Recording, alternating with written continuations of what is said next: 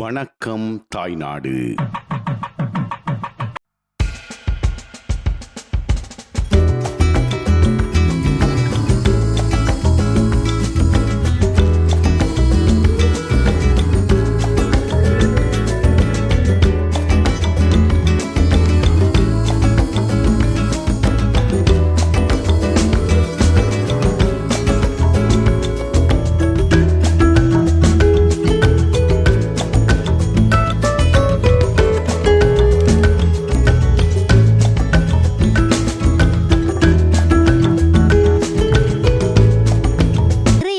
மரங்கள் காணப்படுகின்றன. இந்த இடம் நீர்வேலி வடக்கு குறுக்கு வீதி என்று சொல்லி அழைக்கப்படுகின்ற இந்த இடம் ஆரம்பத்திலே இந்த கிராமம் நிறைய வாழைத்தோட்டங்கள் நிறைந்து காணப்பட்ட கிராமமாக இருந்தது. ஆனால் இப்போது வாழைத்தோட்டங்கள் இங்கே குறைந்த அளவிலேயே காணப்படுகின்றன. காரணம் என்னவென்று சொன்னால் இங்கே குடிமனைகள் அதிகரித்து விட்டதன் காரணமாக அவர்களுடைய வாழை பயிற்சியை பாதிப்படைந்திருக்கிறது என்றே குறிப்பிட முடியும். இருந்தாலும் கூட இன்று வரைக்கும் இந்த வாழை பயிர்ச்செய்கைக்கு பெயர் போன ஒரு இடமாக இந்த நீர்வேலி பிரதேசம்தான் காணப்படுகின்றது. இந்த இடத்திற்கு இப்படிப்பட்ட பெயர் வருவதற்கு காரணமே இந்த வாழை தோட்டங்கள் என்றே கூற முடியும்.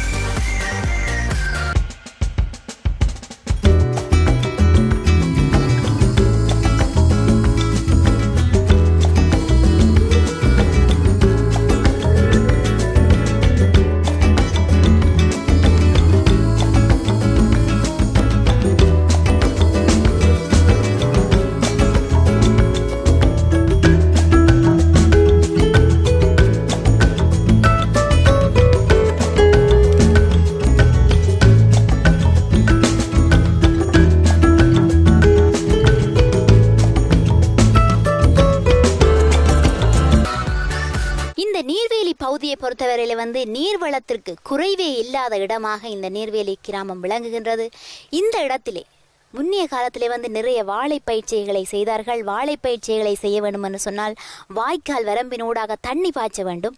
இப்போது எனக்கு பின்னாலே பார்த்து கொண்டிருக்கிறீர்கள் கிழுவங்கதியாலே வேலி அடைக்கப்பட்டிருக்கிறது. ஆனால் வாழை பயிற்சிகை செய்யப்பட்ட காலப்பகுதியிலே வாழை மரங்களே இந்த இடத்திற்கு வேலியாக இருந்தன. அந்த வேலி உடைய கீழ்ப்பகுதியிலே வரம்பு காணப்பட்டிருக்கிறது. அந்த வரம்பினூடாக நீர் பாய்ச்சப்பட்டிருக்கிறது. இதன் காரணமாகத்தான் இந்த இடத்தை நீர்வேலி என்று சொல்லி அழைத்திருக்கிறார்கள்.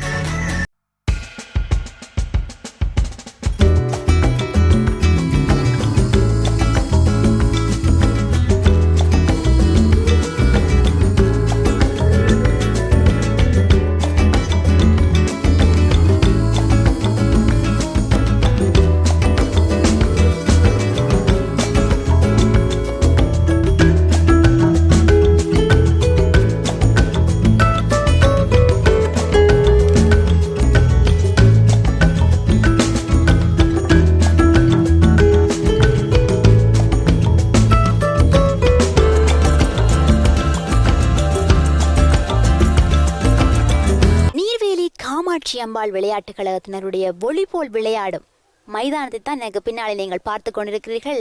இந்த மைதானத்தை பார்த்தவுடன் நீங்கள் தாய்நாட்டில் வசித்த காலப்பகுதியிலே உங்களுடைய கிராமங்களிலே இப்படியான விளையாட்டு மைதானங்கள் இருந்திருக்கும். நீங்கள் மாலை 6 மணி என்ற உடனே எல்லாரும் வீடு திரும்புவார்கள். ஆனால் நீங்கள் இளைஞர்களாக இருந்திருந்தால் நிச்சயம் வீட்டுக்கே சென்றிருக்க மாட்டீர்கள்.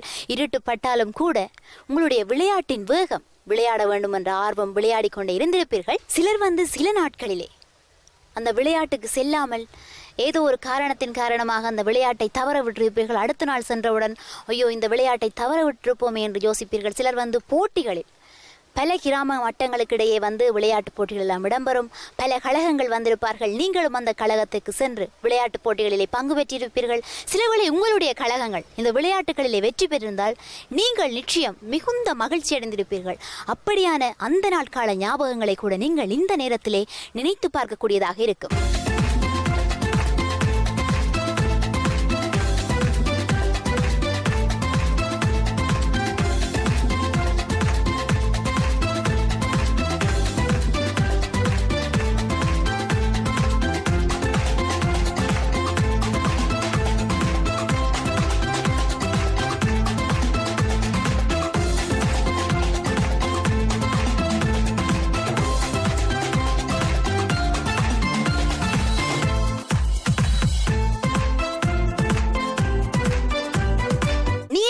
வடக்கு குறுக்கு வீதியிலே அமைக்கப்பட்டுள்ள முன்பள்ளிதான் வந்து எனக்கு பின்னாலே தெரிகின்ற காமாட்சி அம்பாள் முன்பள்ளி. இந்த முன்பள்ளி ஆரம்பத்திலே வந்து ஒரு சிறிய குடிசையிலே தான் இயங்கி வந்திருக்கிறது. நீங்கள் இங்கே வசித்திருந்தால், இந்த இடத்தை சார்ந்தவராக இருந்திருந்தால் இந்த முன்பள்ளியிலே படித்திருப்பீர்கள். அதைவிட இப்போதும் எனக்கு பின்னாலே பாருங்கள், அந்த ஜன்னல் வழியாக ஒரு சிறுவனும் சிறுமியும் எட்டி பார்த்து கொண்டிருக்கிறார்கள். இதை போல நீங்களும் இங்கே படிக்கின்ற காலப்பகுதியிலே ஆசிரியர் படிப்பித்துக் கொண்டிருப்பார். நீங்கள் விளையாட்டுத்தனமாக இந்த ஜன்னலினால் நீங்கள் கூட எட்டி பார்த்திருக்க முடியும். Papa eating no Papa telling nice no Papa opening your mouth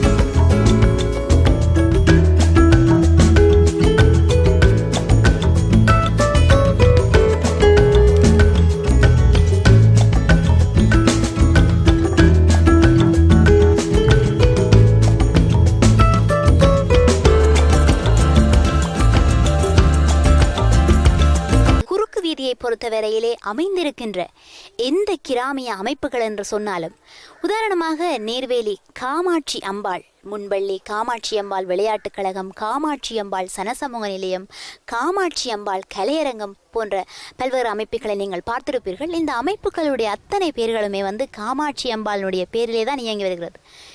என்ன காரணத்துக்காக இந்த காமாட்சி அம்பாளுடைய பேரிலே இந்த அமைப்புகள் இயங்கி வருகின்றது என்பதை இப்போது நாங்கள் பார்க்கலாம். பாருங்கள்.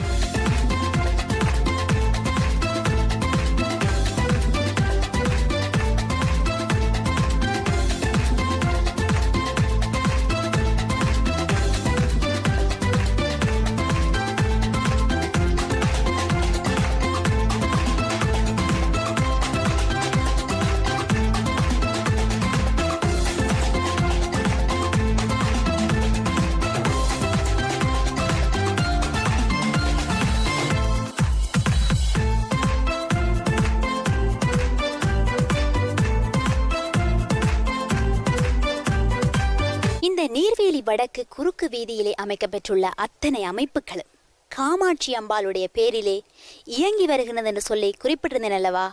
அந்த பேரிலே இயங்கி வருவதற்கு காரணமான ஆலயம் எனக்கு பின்னாலே தெரிகின்ற இந்த காமாட்சி அம்பாள் ஆலயம்தான். இந்த ஆலயம் வந்து கிட்டத்தட்ட 120 வருடங்களுக்கு மேல் உருவான ஆலயமாகவும், ஆரம்பத்தில் இது வந்து ஒரு ராஜேஸ்வரி அம்மன் ஆலயமாகத்தான் இருந்தது. பிறகு காமாட்சி அம்மன் ஆலயம் வந்து வேறு பகுதியில் இருந்தது. அந்த காமாட்சி அம்மன் ஆலயத்தை சார்ந்தவர்களுக்கு இடையிலே ஏற்பட்ட முரண்பாடு காரணமாக அவர்கள் இந்த ராஜேஸ்வரி அம்மன் ஆலய நிர்வாகத்தினருடன் இணைந்து கொண்டார்கள். அதன் பின்னர் தான் வந்து இந்த ராஜேஸ்வரி அம்மனுடைய ஆலயம் காமாட்சி அம்மன் ஆலயம் என்று சொல்லி அழைக்கப்பட்டிருக்கிறது.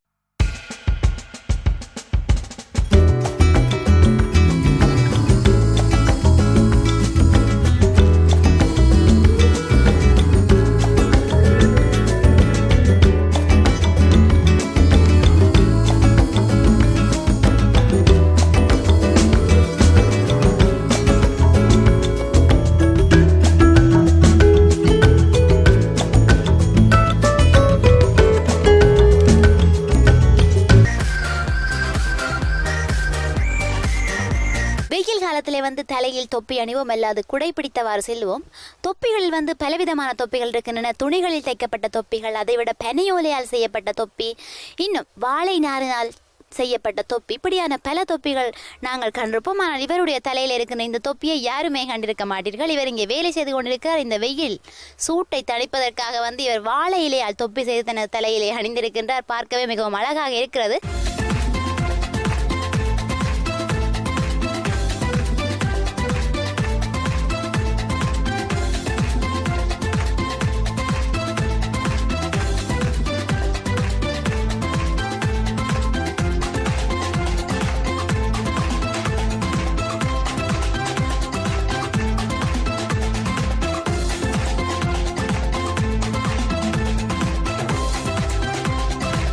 நீர்வேலியை பொறுத்தவரை வந்து ஆரம்பத்திலே நிறைய வாழை பயிற்சியை செய்தார்கள் என்று சொல்லி குறிப்பிட்டிருந்தேன் அல்லவா? அந்த காலத்திலே வாழை தோட்டங்கள் தான் வீட்டினுடைய முன்புறத்திலே நிறைய இருக்கும். வீடுகள் பின்புறத்திலே தான் இருக்கும். அதுவும் சிறிய குடிசைகளாக இருக்கும். இப்போது பார்த்தீர்கள் என்று சொன்னால் இதில் வேறு மாற்றம் ஏற்பட்டிருக்கிறது. எப்படி என்று சொன்னால் வாழை தோட்டங்கள் பின்புறமாயும் வீடுகள் முன்புறமாயும் அமைந்துள்ளன. இப்போது இந்த பின்புறமாக அமைந்திருக்கின்ற இந்த வாழைச்சோலையிலிருந்து இந்த நிகழ்ச்சியை நிறைவு செய்து கொண்டு இன்னும் ஒரு தாய்நாட்டு நிகழ்ச்சியிலே உங்களை சந்திக்கலாமீர்களே. இப்போது உங்களிடம் இந்த விடைபெறுவது ஒளிப்பதிவாளர் புவியுடன் இணைந்து என்றும் உங்கள் அன்பின் விஷான்.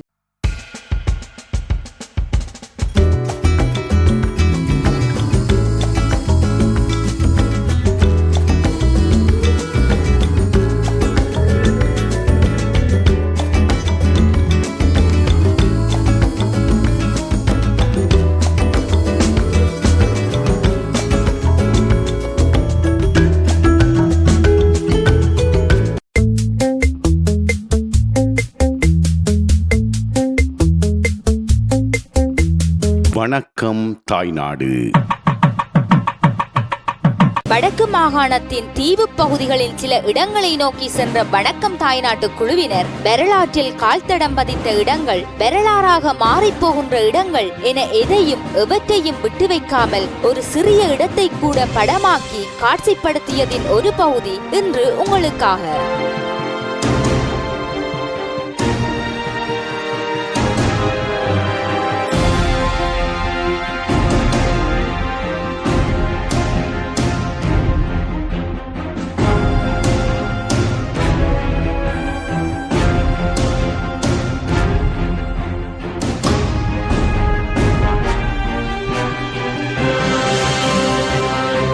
ஆயிரத்தி 1992 ஆண்டு ஆவணி மாதம் 8ஆம் தேதி இலங்கை இராணுவ தளபதி லெப்டினன்ட் ஜெனரல் டிஎல் கொப்பேகடவ இந்த இடத்திற்கு வந்தவளை தனது வாகனத்தில் வந்திருந்தார். அவர் வந்து கொண்ட போது இந்த இடத்தில் வைத்து ஒரு கண்ணிவடியில் அகப்பட்டு உயிரிழந்தார். அந்த சம்பவத்தை நினைவு கூறுவதற்காக இங்கே ஒரு தூபி கூட அமைக்கப்பட்டிருக்கின்றது. அந்த கண்ணிவடியில் அகப்பட்ட இடம் இந்த இடம்தான் என்பதால் தான் இந்த இடத்தில் ஒரு தூபி கூட அமைக்கப்பட்டிருக்கிறது. அத்துடன் அவர் வந்த வாகனத்தின் சில பகுதிகள் கூட இங்கே வைக்கப்பட்டிருக்கின்றன. அதையும் நாங்கள் பார்க்கலாம்.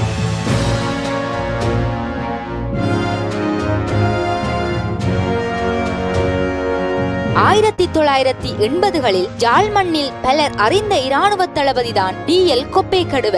1987 ஆபரேஷன் லிபரேஷன் நடந்த பொழுது பிரிகேடியராக அதற்கு தலைமை தாங்கிய இவர் தீவு பகுதியில் தடம் பதித்த காலத்தில் தான் இந்த இடத்தில் உயிரை கொடுத்தார். கண்ணிவடியில் இறந்து போன தளபதியும் சிதைந்து போன வாகனமும் இன்று இவ்விடத்தின் நினைவாக மட்டும் இருக்க அந்த நினைவுகளை சுமந்தவாறு அராலி சந்தியை தாண்டி வேலணையை நோக்கி புறப்பட்டோம்.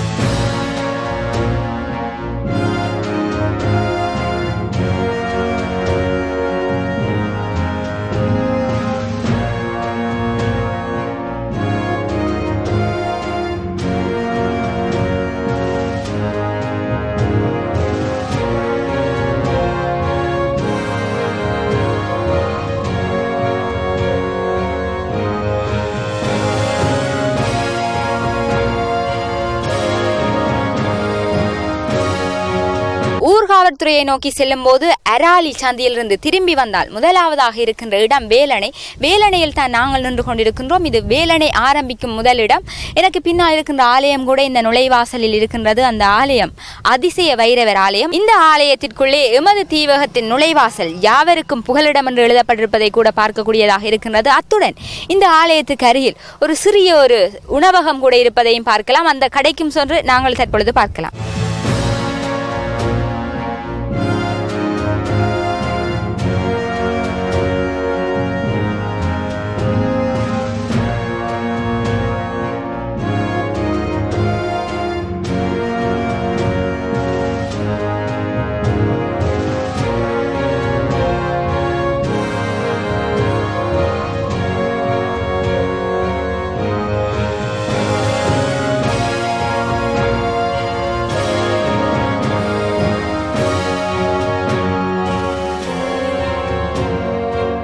யாழ்ப்பாணத்திலிருந்து ஊர்காவல்துறை நோக்கி செல்வதாக இருந்தால் 2 பாதைகளினூடாக செல்லலாம். ஒன்று இந்த பாதையினூடாக, இங்கே எனக்கு பின்னாலே ஒரு பேருந்து கூட வந்து கொண்டிருக்கிறது, இந்த பாதையினூடாக செல்வதாக இருந்தால் 780 இலக்க பேருந்தில் ஏறி பயணிக்கலாம். இல்லை என்று சொன்னால் நேராக அராலி சந்தியிலிருந்து நேராக செல்லலாம். அது 777 இலக்க பேருந்து, அந்த பேருந்தில் கூட பயணிக்கலாம். அத்துடன் இந்த இடங்களை பொறுத்தவரையில் தீவு பகுதியாக இருக்கிறதால் அதிக அளவில் இங்கே நல்ல தண்ணி இல்லை என்ற காரணத்தினால் தனியாரும் சரி, சில தனியாரும் பிரதேச சபையினராலும் கூட இந்த இடத்திற்கு தண்ணீர், குடி தண்ணீர் கொண்டு கொடுக்கப்படுகின்றது.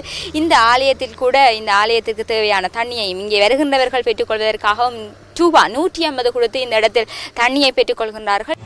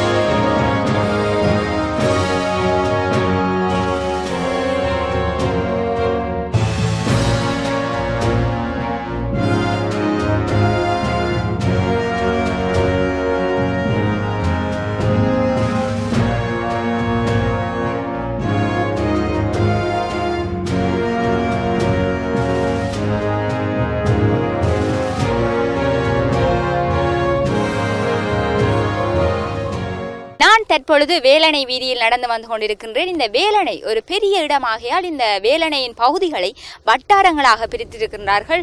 எனக்கு இந்த பக்கமாக இடப்பக்கமாக 1ஆம் வட்டாரத்திலிருந்து 4ஆம் வட்டாரம் வரையும் இருக்கின்றது. அத்துடன் எனக்கு இந்த பக்கம் வலப்பக்கமாக 5ஆம் வட்டாரத்திலிருந்து 9ஆம் வட்டாரங்கள் வரை இருக்கின்றது. ஆகவே இந்த வட்டாரங்களாக இருக்கின்ற பகுதிகளை நோக்கி நாமும் சென்று பார்க்கலாம்.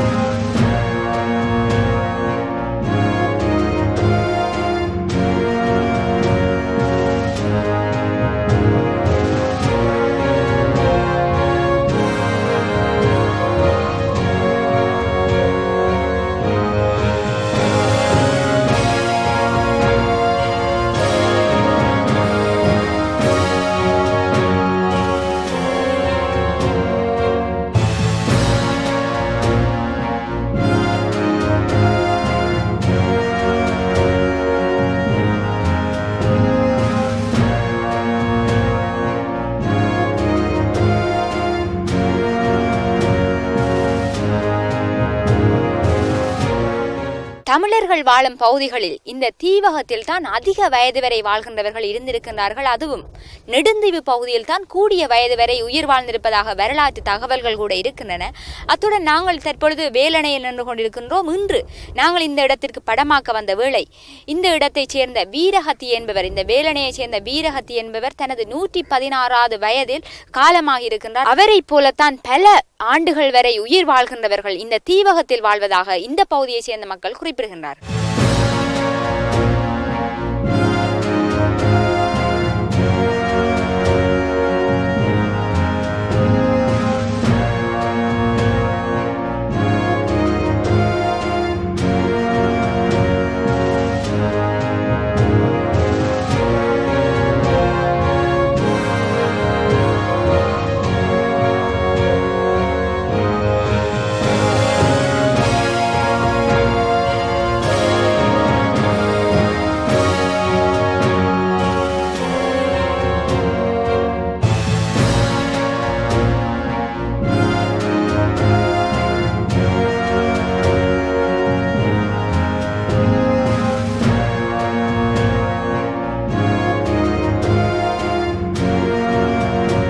இந்த நிகழ்ச்சியை முடிவு கொண்டு வருகின்றோம். உங்களிடமிருந்து விடைபெறும் நாங்கள் ஒளிப்பதிவாளர்கள் தர்ஷன் மற்றும் மதுஷனுடன் இன்றும் உங்கள் அன்பின் லேகா. நன்றி நேயர்களே.